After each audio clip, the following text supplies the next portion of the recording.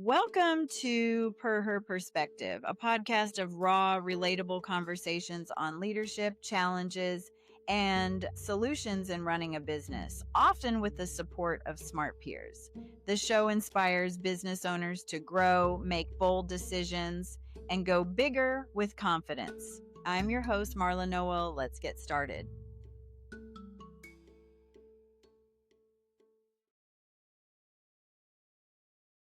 Okay, welcome to Per Her Perspective.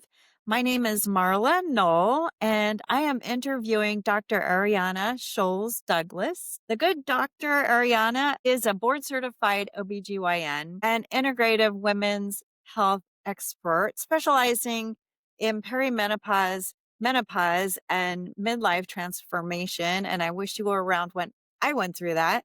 She is the author of The Menopause Myth, what your mother, doctor, and friends never told you about life after 38, founder of the integrative clinic Tula Wellness and Aesthetics, and host of the Stay Juicy podcast with over 26 years of clinical experience and a national reputation as a speaker and advocate. Dr. Arianna brings a holistic, data driven, and empowering voice to this evolving conversation on women's wellness and the magical, mythical midlife journey. And boy, such an important thing to women running businesses, because I know what I went through. Tell me, Dr. Arianna, how did you grow up? What was your home life like when you were 5 years old?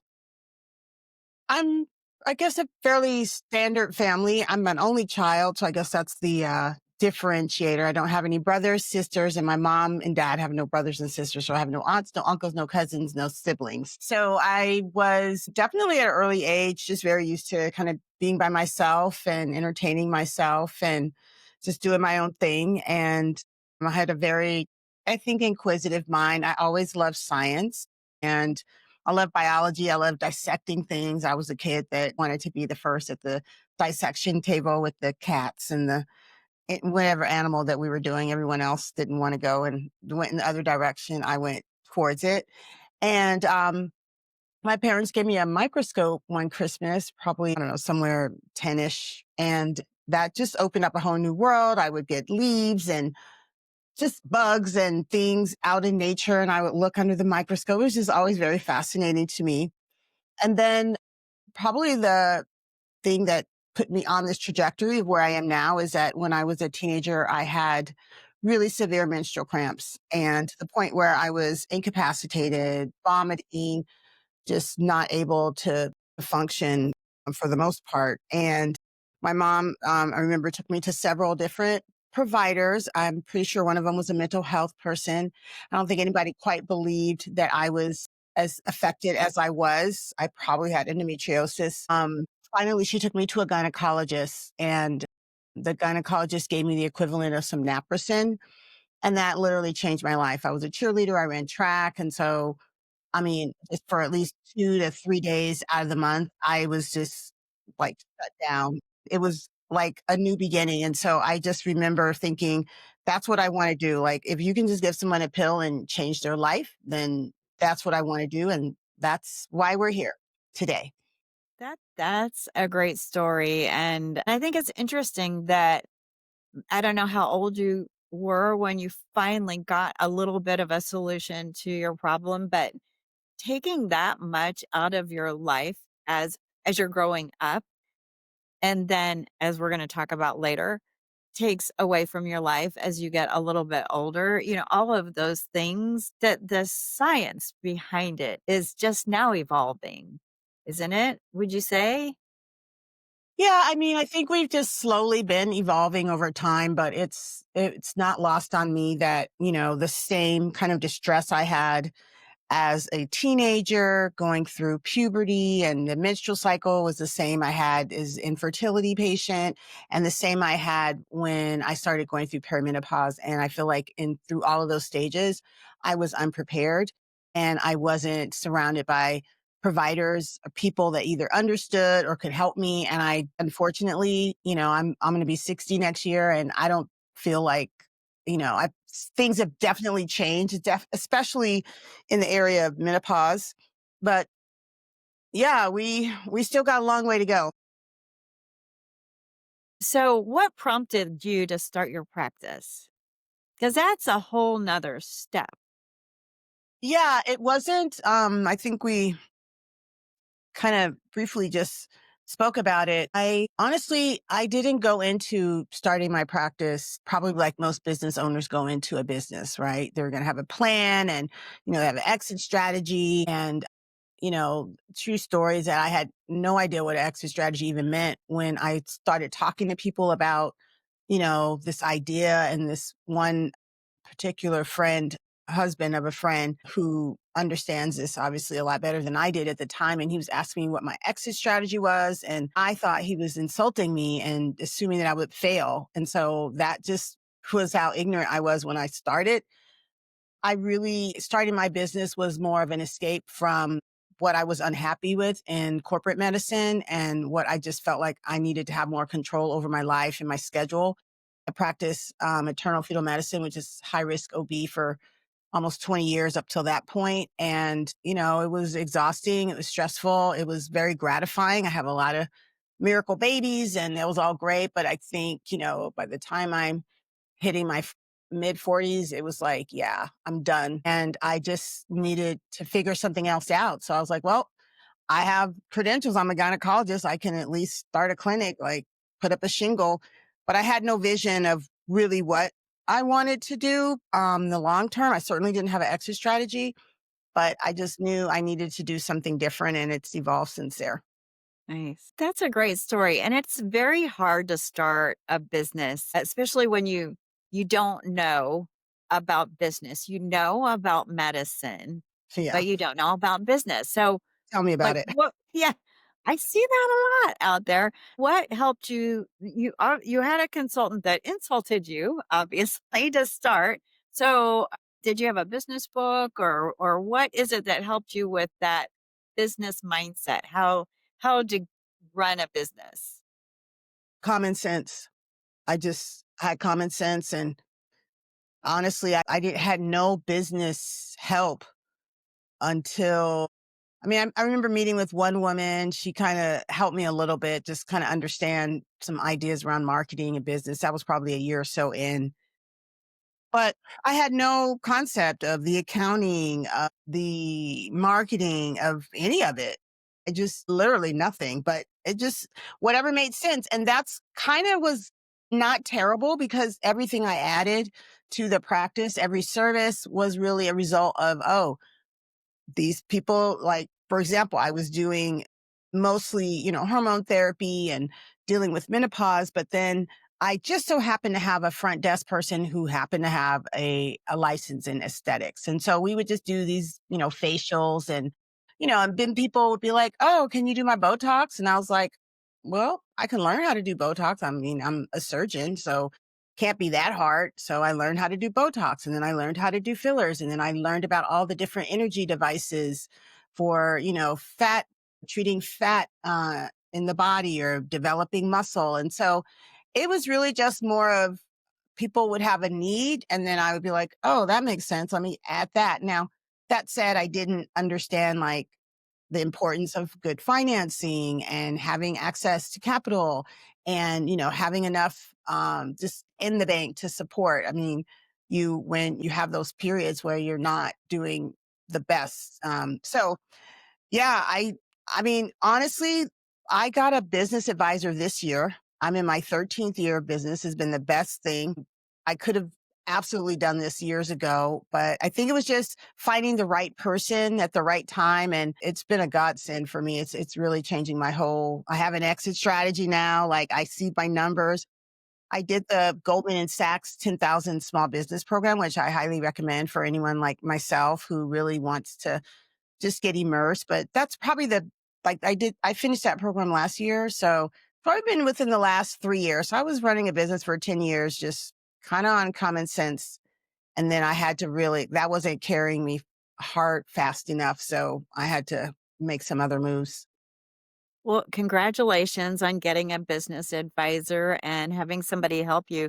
Now, did you, just curious because you mentioned financing, did you find a banker that was helpful at all, or how did you figure that out? Or did you not ever get help with that part? Yeah, no, I never got help. I still don't have a banker. I'm working on one now because I'm in the middle of purchasing a commercial building for my business. So I'm starting to have those relationships now, but I know they're important, and it is a priority on my list now to have those relationships. And my advisor is really helping me just understand like how to go about doing those things, what to ask for, what to look for. Like I just had no idea. And like I said, he's made some changes just in me refinancing something that is going to literally increase my cash flow by almost $20,000 a month. So when I tell you it's been a game changer, it's been a game changer for me. Yeah. Good. Good. Well, I'm glad to hear that about the business advisor because that's what I do. So good. Yeah, I've had several people tell me when they get the right person to help, it's incredible. And I know running a business, I actually would almost always have two because one would know one thing and one would know another thing. But yeah, Yeah. it's just getting help with how do you do this. So I understand that you have a concierge program. What does that entail for people who need your services? Yes. What I've discovered is my sweet spot. I mean, I love supporting women through the journey, but what I've seen is women in business, entrepreneurs, business owners, CEOs, we're reaching our peak around this time of perimenopause and menopause. And what's happening is that, in some areas, some aspects, we're losing some of our what we would consider our superpowers in terms of our memory, our cognition, our ability to focus in certain areas. Our sleep is disrupted. And emotionally, it's just a time of a lot of upheaval. You may be launching kids or in the sandwich, with older parents, and there's just so much coming at you. And I feel like I really have gone through the fire. I feel like I've walked through the coals, and I really feel like I can support women in that space, especially understanding how it impacts our business. And so that program is really just a year program where really we do a comprehensive look at your hormones, really even emotionally, even down to spiritual aspects of how you are evolving during this space. So it's a very unique program where it's not just, checking in and, getting some hormones and seeing me in 3 months, but we really on a monthly basis really tap into all of those aspects of life. And I help you just navigate this period with a little more grace, definitely with a lot more education, and empower you to know that you can get through it, and use my own example as kind of your, hey, girl, if I can do it, you definitely can do this. I'm going to have to tell you, I wish again you were around when I went through this. I literally didn't know what was happening to me. And I had an amazing assistant who printed out this paper about menopause on my desk as I'm thinking, what is going on? Am I going crazy? Kind of a thing. And I was in my 40s. Hmm. And it was one of those, oh, oh.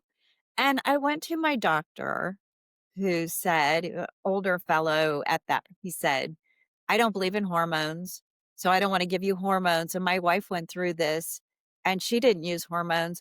I got so angry with him and I said, did your wife run a business? Right? I'm sure she didn't. And so I just got so angry at still today. I think the solutions are limited. So, well, let me ask you this because I am talking to you right now via the internet and I'm in California. And where are you located? Arizona. Can I use your services? Yeah. I have a California medical license, and the nature of the service isn't always considered medical, but yes, I see a lot of my clients that are out of state, they're mostly in California and back east. I have a lot of clients in New Jersey and Maryland, Atlanta. Those are probably my hubs for where I see the most people, but depending on where you are, I mean, with this program, ideally, I like people to come to Tucson for that first visit. We spend pretty much an entire day doing assessment, doing everything from measuring your body muscle mass with a whole body composition. We review your lab work. We even can look at things even aesthetically. Just helping you understand how your skin is changing, how your gut is changing. Like it's so many aspects. It's very hard to do that in, just a online visit where we're doing it just through a Zoom. And we can follow up with that. But that initial visit, I really think it's worth the time to come in. And it's really worth the time for you to take for yourself because this really is such an important time where you need to you need to invest in yourself in this area because it's like having a business advisor for your business. I'm like your menopause advisor. And so it can literally be life changing to have the tools and that kind of support that you just don't even know what you don't know. So I'm going to deviate from the questions because that we agreed I was going to ask you because something strikes me about the title of your podcast, Stay Juicy. And I do know I've had some friends say that they quit having sex because it hurts. And then I find that if I'm taking the right supplements, it's much more enjoyable. So tell me a little bit about that because I maybe some fellows are listening to this podcast. I'm so sorry, but maybe whoever you're having sex with might hear about this as well. So tell me about that because it's really been, I think, too much of a mystery for those of us now that are getting older and we want to enjoy sex. Yes, we do. Amen. The podcast is called Stay Juicy, and it's kind of a play on words. I mean, I do mean it in every sense of the word, of the phrase. Okay. Juicy lives, juicy Mhm. experiences, juicy vaginas. And what that means is that we really, this is a period in our life where we really do. We want to extract the pleasure, the juice, everything out of it. We've worked hard. It's time to enjoy that. And so the podcast focuses more on educating. It's definitely going to give you more evidence based information, but I also do more deep dives into our sexual health, our intimate health. And so intimacy during this period is definitely a topic that doesn't get discussed as much. Women are suffering in silence. And there are a lot of women that have lost their libido. They've lost any desire to connect. And some of that is just because they really just aren't interested in their partner. Sometimes it's the partner that's not exactly, stepping up to the plate the same way. And sometimes it's just that it hurts and we just aren't feeling it. And so we try to figure out what that area is. And it's not a one size fit all, right? Because sometimes women have pain with intercourse and it has more to do with what's a condition called vaginismus, where they're kind of just tight and their muscles are tight and there's pain during certain aspects of intercourse. Sometimes women have pain because of vaginal dryness. And so, depending on what's going on, and this is why an initial visit is really important to just really do that deep dive. And unfortunately, a lot of gynecologists really don't have any training in intimate wellness and can have that capacity or time to sit down and really go through with you like, okay, this is your clitoris. This is what we consider a G spot. This is why you're having pain. This is how you can have more pleasure. And so having those conversations first and foremost, and then coming up with solutions. So vaginal estrogen is huge. There are devices, even home devices that can be used. One of them, my favorite, is called the Joylux V-Fit. It's using red light therapy for the vagina, and that works really well. We sell vibrators in the office. So I even educate women on just really how to tap into their own pleasure because, for a lot of us, we just haven't been taught that. We've literally never had that conversation with another person. And so I just like to create a safe space so people can feel comfortable asking those questions. And since I'm a gynecologist, I get to ask all the questions that I wouldn't ask if I were your friend. But as your gynecologist, I can just dive right in and be like, okay, girl, tell me about this. And then we can talk about it. That's really nice because I don't know how I'd feel talking about my doctor that I have right now. So I just That's really nice. I think that's so important. I have noticed this about women, as you get older, you don't feel less sexy. You want to feel like a woman, Yeah. and being sexy is part of it. And skincare and your eye, all that.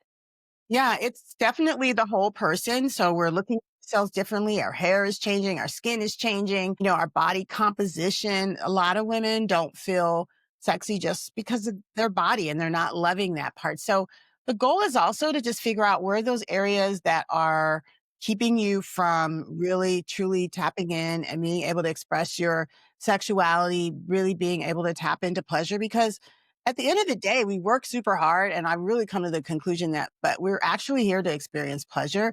And we haven't been given permission or even the instructions on how to do that. And so that's what it's all about. I love it. Okay, so what do you think was the most challenging experience in starting and running your business?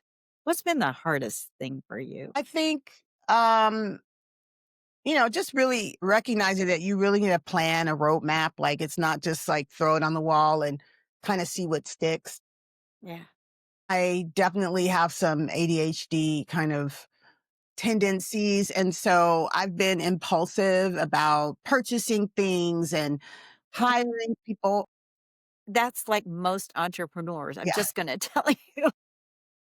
Well, at some point, it's okay when you're in school and maybe doing other things, but when you're running a business, like this can cost you a lot of money. So I think the hardest thing is just learning how to control that impulsivity and just having a plan and now having someone to help me with that. It's like, I know intuitively, like I need to have a plan and this needs to work, but I just don't have the capacity to create that. And so now I don't have to like, it's just been great to take that ownership of that. It's like, I still have to do that work, but I have somebody who understands it and is like, okay, based on what you're telling me, this is the roadmap and then I'm like, okay, let's go in. And that's made it so much easier.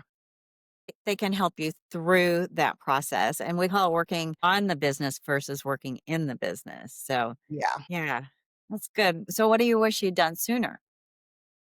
Oh, for sure, gotten some help. I should have gotten some help and just, yeah. I mean, unfortunately, I took a lot of my personal money and all the things they say you're not supposed to do, but and I'm like, okay, it's going to catch up, but it just doesn't catch up. And yeah. But I also believe that everything comes with a time and a season. And I mean, I've learned so many lessons now that I can really help people because I have made just about every mistake. I'm sure there's a couple I haven't, thank God. But yeah, I wish I had gotten help sooner. But at the end of the day, I'm good. Like I just accept all parts of this journey. I bought a machine. Like I right now, I'm about $400,000 in debt with just equipment loans. And I really didn't understand the financing of this. And again, I made a very impulsive buy. And when I go back and look at the amount of interest that I was paying, it's embarrassing. Like I can't even repeat it on live. So, yeah, I'm going to be paying for that for a minute. I have a strategy. It's all working itself out. But in retrospect, that was no question one of the worst business decisions I ever made. Yeah. And that's one of those things where, I want people when they're listening to this podcast to think about the mistakes that we've made and do what they can to avoid them. So, I've read business books, so many business books in my life, and I'd say that's how I've avoided many mistakes, but also made a lot of mistakes myself. So I completely understand because you just don't realize the total impact until you've done it. And then it's like, it's one of those, oh, and I have to keep paying for it. Um, so, um, so what's your favorite service to offer people? What's it you enjoy the most? First one is just the hormone therapy. When a woman comes back and she's like, oh my God, like you literally have changed my life. I've had their husbands come back, write me letters, crying, like you gave me my wife back. Like it's literally very gratifying. I love that. I can't get enough of it. But I also love the intimate wellness aspect. We do these treatments and women who really have lost touch with their sexuality, with pleasure. I've just really been able to, I would say, like open up a door, light a spark, and just to see a woman come alive in that area is just so exciting because when you know when she's like, yeah, you could, I can't even explain it. It's very similar to hormone therapy, but there's something about a woman really regaining that confidence around intimacy that is just, that's where our power is. And so when I feel like I've helped a woman access that, it's like, yeah, another, my motto is saving the world one vagina at a time. So That's that's good. it. It's funny, I had a friend, long time ago after I am sure a couple of glasses of wine admit that she's never had an orgasm before. Yeah, no. And Yeah. I just wonder how many women out there could say the same thing, and I bet there's quite a few, which is so sad. Sometimes we need help in that area because it's like, honestly, yeah, some of it may obviously seem natural and obvious, but it just know that there is support there, and it doesn't mean that that you're necessarily abnormal or anything's wrong with you. Sometimes it just means you need to understand your body better. And what a better way than talking to a gynecologist, somebody who understands. Like, we don't have to go to porn or, whatever, Google it, but to have someone really explain things to you in a way and help just give you permission. And of course, either finding that intimacy with yourself, which I think is super important, but also, the having a partner that you can have on this journey is really helpful. So, where do you wanna go next with your business? What does your future I'm looking into the crystal ball. What does your future look like? Yeah, I think I want to just keep expanding. I've kind of started to move out of my business more, and that's really helped me work on the business. So I would say, to the extent that you can get out of the business, I wouldn't say I would have done that sooner, but um, that has for sure been the catalyst for me being able to even be able to think ahead. I want to expand in our services. So I have one nurse practitioner. I'm going to hire another one in probably Q1 of next year. And then we're really expanding into the weight loss space because I'm really seeing how these GLPs are working really great for these menopausal women, and how there's lots of data now looking at estrogen and the GLPs and the influence of estrogen on our metabolism. So I really want to get more into that space, in the longevity space. And then for me personally, I'm doing more speaking. I just spoke at AARP, and I just spoke for Google. I'm working on a project with Kimberly Clark because they're looking into, they make poise and depends, and they're looking to get into the perimenopause space. So I want to do more consulting. I just want to take my knowledge and just parlay that into ways just to feed my creativity, and to just see how I can, take this knowledge and use it on a bigger scale, in a different scale, as opposed to the one-on-one with patients. So, speaking of that, so when you are speaking, and I hope that you'll be a speaker for WPO Women's Presidents Organization. We're going to talk about that in a minute. So, what one question, or are there a couple of questions that you're asked about more frequently when you're speaking? When I'm speaking, I think the topic that I talk about the most, people have the most questions around, is cognition, brain health, and just understanding, this kind of intersection of potential ADHD, brain fog, and the impact of all of these things on their performance in the workplace as well. And so most of the time when I'm speaking, I'm speaking to professional women, and we're talking about the impact that this has on their productivity in the workplace, which is huge. And we even have financial data to support that this is an area that we need to work on. But that's probably, brain fog is probably the biggest thing that comes up as an issue, and the conversation and questions. So, so to that, I also I wonder about that juicy part because I know there's a lot of new science around brain fog and cognition, and I'm on the leadership council for UCI Mind. There are drugs and things that they're looking into. But I wonder about that juicy part. So, as we're drying out as we get older, it's like if this is drying out too, that can't help. Estrogen and its decline affects our brain chemistry. And we know that estrogen has a huge role in our brain health. And although we don't prescribe it, to per se prevent Alzheimer's, we know that at the end of the day, your estrogen levels, your exposure to it ultimately will support your bone health, your heart health, and your brain health more so than not. There's still a lot of questions. There's nothing absolute. It doesn't mean that, you need to take estrogen in order to prevent these things per se, but it's just having that awareness that these things do play a role and that unfortunately we've been misguided, misinformed around the role of estrogen and how it actually can have such a positive impact on us. So I would just say to be more open minded to understanding and educating yourself to how it may benefit you.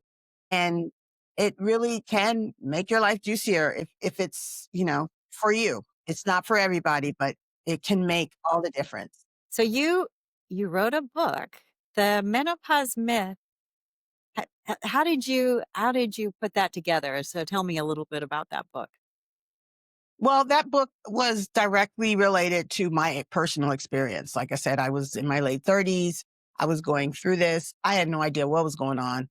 I was blowing my life up.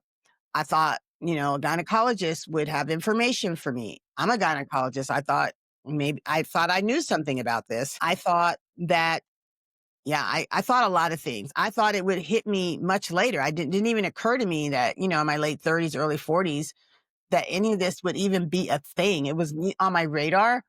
And so I really just kind of made a list of all the things, all of the misconceptions that I had. And that was kind of my list of the myths, right? That you're number one, that your doctor knows anything about this. Number two, that it's going to start, in your late 50s and your 60s. No, it actually starts in your late 30s, maybe in your 40s. So all of the myths really had to do with all the stumbling blocks that I had that I realized that's not true. My mother didn't tell me anything. My doctor didn't tell me anything. And my friends were as confused as I was, more confused. And I'm the gynecologist in the group. So that's where it came from. They're looking to you for advice. And you're going, I don't know. Yeah, it's amazing how challenging it is. Yeah, and medicine has not focused on women as much as it's focused on men. Does that frustrate you a lot or? Yeah. I mean, I'm learning now just how the lack of funding dollars into our research and to how we've even looked at women's health. We've looked at women in a lot of ways like smaller versions of men, but our whole biology is just completely different. And so thankfully, there are some great pioneers out there. Like Dr. Pauline Mackey, who is probably one of the foremost researchers on menopause and brain health. I'm just really excited at what I'm seeing. I've been in the game now I wrote my book 6 years ago. This is becoming more of a topic over the last, I would say 3 years in particular. I've just watched it blossom. And so I hope we just continue. I hope it's not a trend. I hope women continue to speak up for themselves and advocate for it because that's the only way we're going to get any real progress is when we have to make noise Yeah. and to have these things for us, which is unfortunate, but it's the reality. Yeah. So what was the hardest part about writing your book? Just staying on track and doing it. I hired, see that goes to show you, I hired somebody, I paid someone to make me stay on track. Otherwise, I mean, I'm writing another book now. I haven't paid anyone, and that's why it's probably going to sit for a minute. I'm going to have to pay someone to keep me accountable because that's just the way I operate, unfortunately. But yeah, it was just when you don't feel like writing and you have to get it done and doing the editing, like I didn't want to do all that. I just wanted to write and then you can go fix it, which if, in my next book, I will do more of letting someone else do more editing. I have a different way that I would write it now that I am writing it, but I still need that accountability. Yeah. I hate editing like that. So that Behind Me, Drama Mhm. Free Management is my book. And literally that's 10 years worth of work. I hope it doesn't take you that long for the next book. So hiring somebody I think is a good idea. What is this next book about? The next book is called The Jewels for the Journey, and there are 10 jewels: gratitude, acceptance, patience, purity, prayer, silence, vision, service, love, and discipline. And they're really just the tools of helping women tap into their highest selves. And it's also part memoir, but it's really more how I've used these kind of spiritual tools in a way to get through my most challenging situations, and how the power of each one of these can transform our lives. And it is a kind of just a framework to work around when you're going through a challenging time, and starting with these jewels to incorporate them into your daily lives, and how they can really shift your awareness, your perspective, and so that you can make changes in your life. Speaking of difficult times, you mentioned the sandwich generation. How is that impacting you right now? Yeah, I have an 85-year-old, 86-year-old parents. My both of my parents have, had heart attacks. My mom just got diagnosed with Parkinson's. My dad has had multiple falls. And of course, I still have, a 20-year-old, 21-year-old, 22-year-old kids. So in that sandwich, just trying to do your best to, do right by your parents, but still live your life, but try to support your kids, just trying to find that balance. I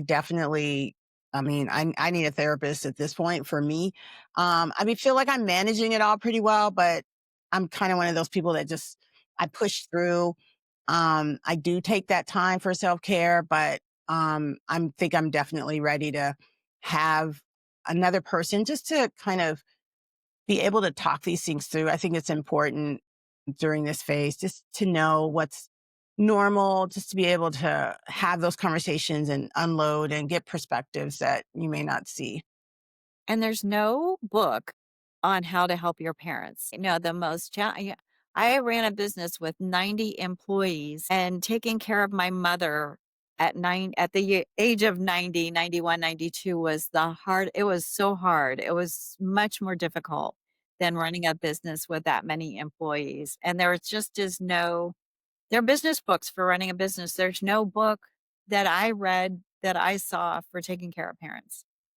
So it's Yeah, I hard. think it's so individual, and it's very unique, and so much of it has to do even with your own relationship with, like, there's just so many layers to how this all this happens, your proximity to them, your relationship with them, what their health issues are, what their financial situation is like. There's just so many things that there's no one size fits all. I don't know how you prepare for it, but you don't want to be blindsided by that one, I can tell you.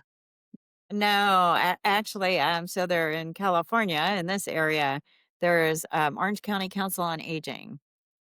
And the woman that runs Orange County Council on Aging, Lisa Jenkins Wright, I networked with her. So she came and sat in my office for an hour and a half and told me about her experience, which wasn't necessarily going to be my experience with my mother because my mother had some dementia. But at least it gave me some ideas of some things to do, so and I was on the board of the Alzheimer's Association of Orange County, so that helped.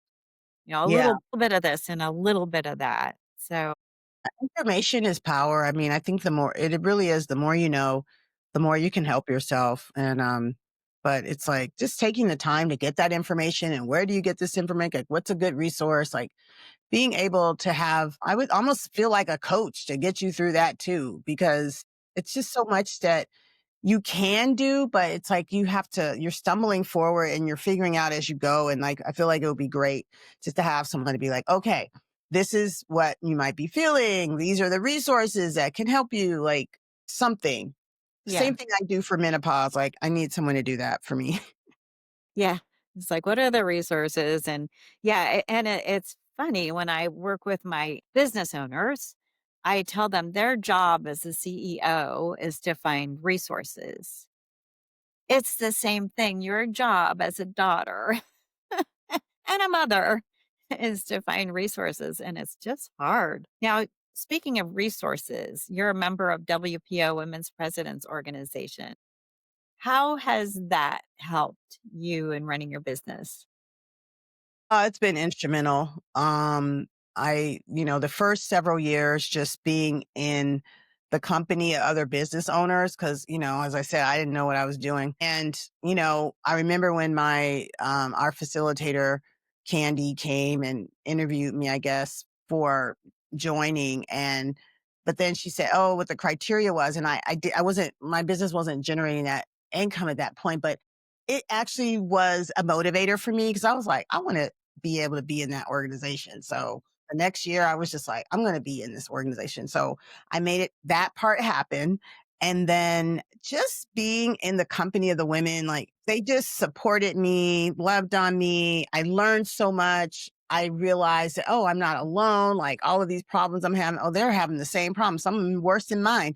So it just was a really great, that peer kind of environment was instrumental. And it's been a good connections. They've nominated me. Like most of the awards I've gotten have been because my WPO sisters nominated me. And Nice. it took me a while to just get past that kind of imposter syndrome. But now I feel like I fit right in. I've been in there, I don't know, it's at least 9 years now. It's been a minute. So now I'm like the old girl here. I'm like, okay, the newbies, I feel like I'm like, wow, look at me. But I was that person. And I've grown in that organization a lot. Do you attend the conferences?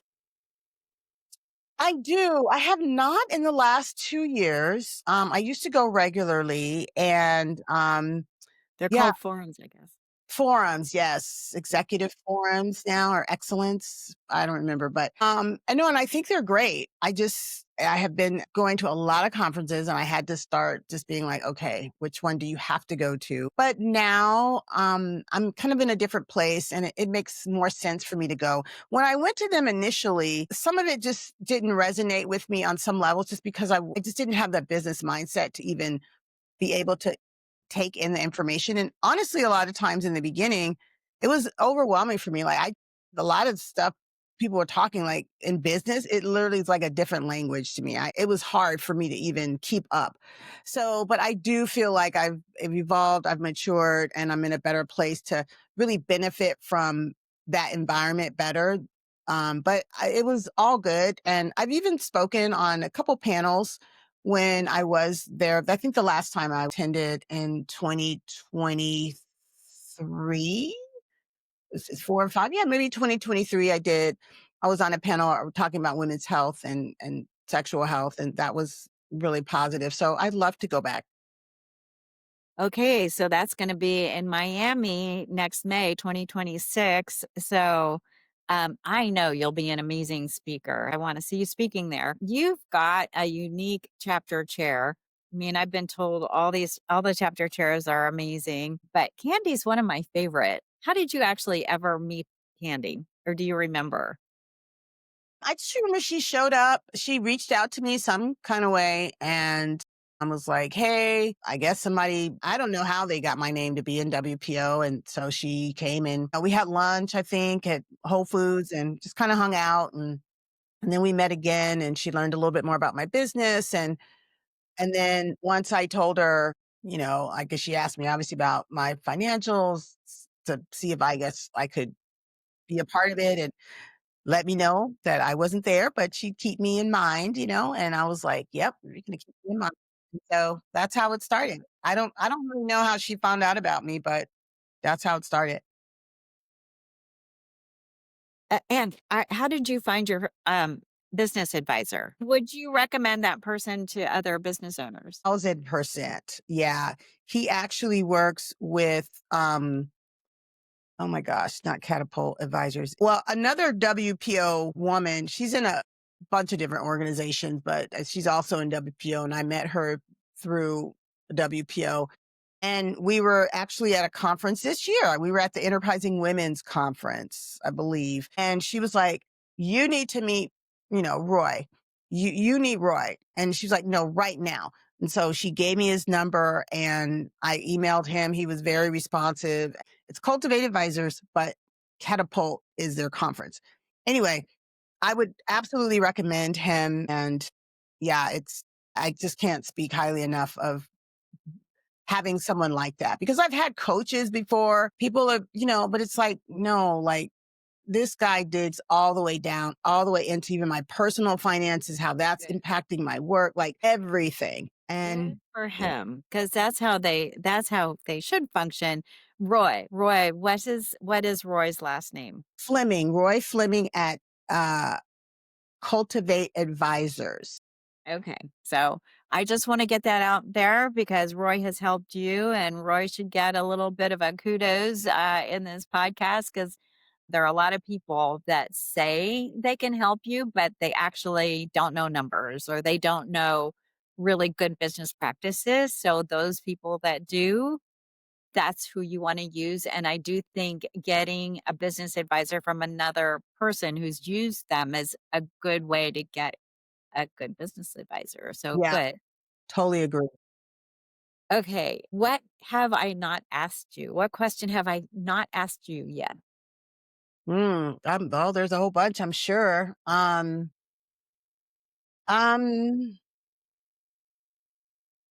well, I will tell you that you didn't ask me about where my favorite places that I've traveled, which has been Barcelona, in Spain, and love that. And yeah, my favorite things to do in my spare time, I've really been spending a lot of time focusing on meditation. I went to a Joe Dispenza meditation retreat. So Joe Dispenza, if you're not familiar with his work, he's been really a very strong influence for me. But he delivers these conferences all over the world, 2,000 in attendance from 200 countries. And his meditation techniques have really helped me just get centered. There's just been life changing. So I guess the question would be what's been one of the most life changing things for you this year? It's been attending that retreat, reading his book, Breaking the Habit of Being Yourself, and really tapping into the power of the mind and how it really is. There is a science on how we can manifest and create. And I'm just a living witness to how the power of the mind can work. And I have heard this about meditation, and I have not ever successfully meditated yet. But tell me, how do you get into that space and how long are you meditating? And what's an example of something that's come to you that you've realized because you've taken the time to sit still and be in that space? Well, I've attempted to meditate for years. This is something I've known that's been good, but like most people that say, "Oh, I can't meditate." You can meditate. It's just you're expecting when you meditate that you're not going to have thoughts, but that's the whole point. The point is to be present with the thoughts and notice, "Oh, I'm thinking about this, I'm thinking about that," and then coming back to the moment, right? And you may never be in the moment without any thoughts, but that is what meditation is. It's really just the observance of your thoughts and being able to realize that you are not your thoughts and really tap into what or who is that awareness of the thought.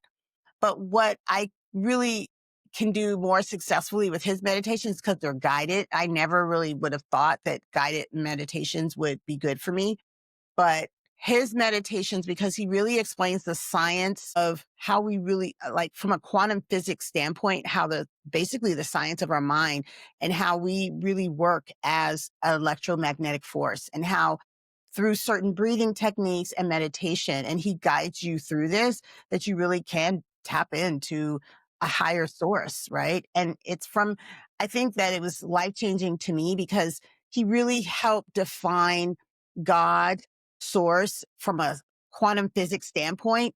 And so even though I had certain spiritual ideas and things that I grew up with, my analytical mind was resisting certain parts. And so I was able to merge those two and really understand really what source was and the power and the ability that we have to tap into that.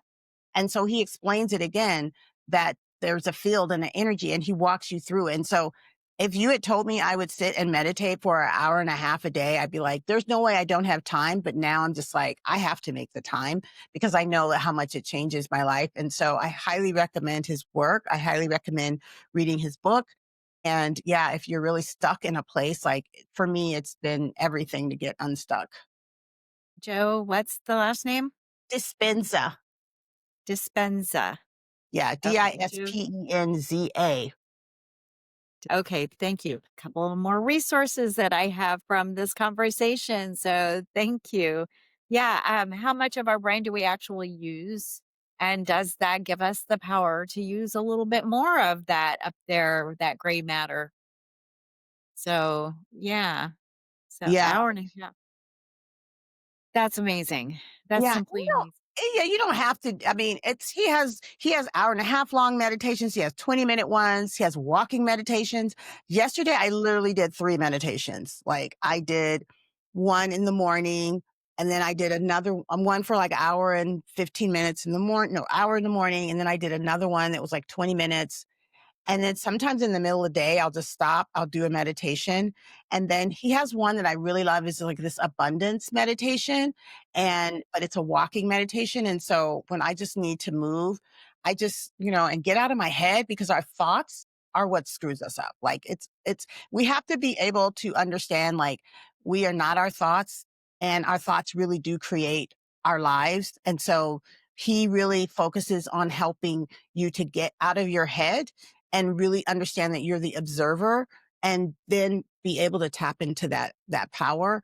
And I'm even doing a program now for healthcare practitioners that are really interested in his technique so that I can explain it better because I know I don't explain it I don't explain it anywhere close as well as he does, but I really want to share this with other people because I just it is the only way to get out of your head, the meditation, and not his way, but we can't, I think that evolution, that peace that we're looking for, we have to get out of our heads. And you've got to figure out what that looks like for you.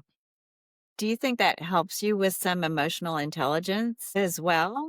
I'm sure it does because really it's around a lot of just mind over matter, like an understanding that, when I'm looking at certain perspectives, it's not even about me, but just understanding that we're all kind of, living in a little bit of a matrix here, and that we're understanding this dynamic of how people are functioning better just helps you, I think, at the end of the day, makes you more emotionally intelligent. Well, I think we're out of time and I can't believe I could keep talking to you for another hour. I'm sure you're so interesting and thank you Dr. Ariana. You're amazing. So I need to buy your book and I need to listen to your podcast. And I've enjoyed talking to you tremendously. Dr. Arianna Sholes-Douglas, um, with the Stay Juicy podcast and the book, The Menopause Myth. Menopause Myth. Yeah, you can get it on Amazon. It's on Audible. Follow me on Instagram at Dr. Ariana. On LinkedIn, I'm there. And yeah, I would love to connect and support any of your listeners who would like that. And yeah, I'm here. I'm here for it. Well, and you're very close. So a drive to where you are from California is nothing to be able to get the great help it sounds like you provide people. So thank you so much. And You're welcome. Thanks for having me. and I look forward to hearing you at the WPO conference Yeah, forum. let's make it happen. Let's Yeah, make it happen. I'm pushing for it. So thank you. I appreciate you, Marla. Thanks for the invitation. Thank you.